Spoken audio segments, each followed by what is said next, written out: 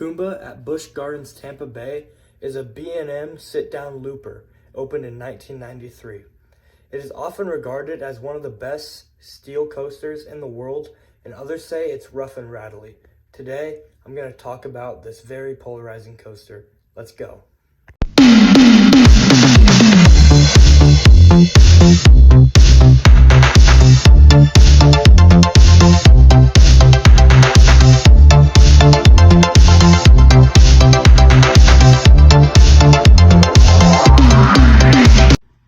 To start off, I'm going to go through the stats. Kumba starts off with a 143-foot lift hill. Then it turns and travels down a 135-foot drop. After the drop, it goes into a vertical loop. Then it goes into a dive loop. Then it goes into a 0G roll. After that, it takes a cobra roll and hits its mid-course brake run. Finally, it goes through the iconic interlocking corkscrews. This ride was revolutionary whenever it opened, because it opened as only the third coaster in its park's history, which is crazy to think about considering how the park opened in the 70s.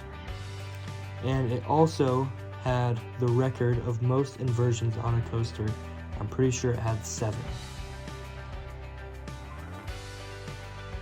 Kumba was also the biggest coaster built by B&M or Bolliger-Mabillard at that time.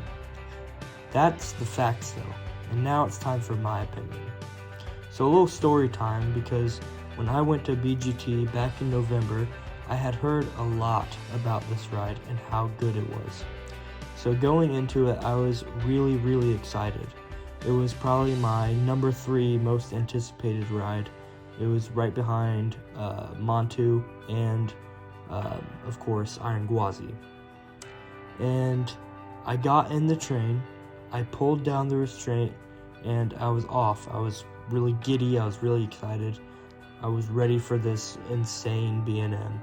And the moment that train went down that 135-foot drop, this thing was a headbanger. I'd heard about the B&M rattle, but I thought it was just a myth because I had ridden Orion, Diamondback, and Banshee. Those are the 3 B&Ms I had ridden before I rode this one. So obviously those are 3 smooth B&Ms.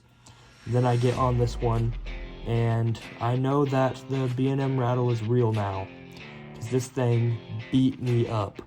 And I felt bad for dragging the rest of my family on it, and after one ride I was done.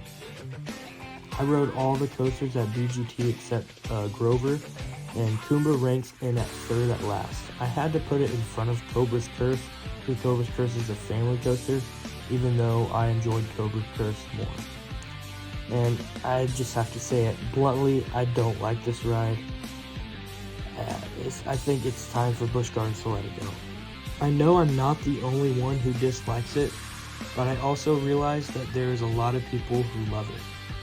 I think a good way to save this ride is for BGT to do what Universal and Alton Towers did and replace the old B&M track. This would be a good idea if Busch Gardens really wanted to hold on to Kumba, but at the same time, they could spend the same amount of money it would to get a whole new state-of-the-art coaster as it would to retrack it. Kumba has a really solid layout, but it's outshined by another B&M in the same park, and it is Montu. And Montu is a B&M invert, and is probably the best in the world.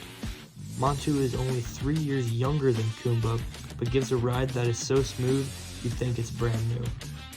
After I rode Montu, I wanted to marathon it. That is a complete contrast to my feeling after I rode Kumba. There are also other older B&Ms at BGT with classic over-the-shoulder restraints, Montu included, and they're perfectly smooth. They are great rides, they're smooth rides, no head banging, and that shows you how worn out Kumba's track is. I really want to see what BGT will do with this iconic ride. We know SeaWorld will spend the money, but it's a huge question to what they'll do with it. I personally would like to see Kumba get removed and replaced with a brand new Intamin Mega Coaster. I know other people would rather have the ride just as is, or even replace the track. But what do you want? What do you want this to happen? What do you think of Kumba? If you have any opinions, if you want to place your thoughts in the comments down below, they're greatly appreciated. I like to respond to comments as well as and as quickly as possible. Yeah, just put them in the comments. And of course, I hope you enjoyed the video. Like, share, and subscribe, and God bless.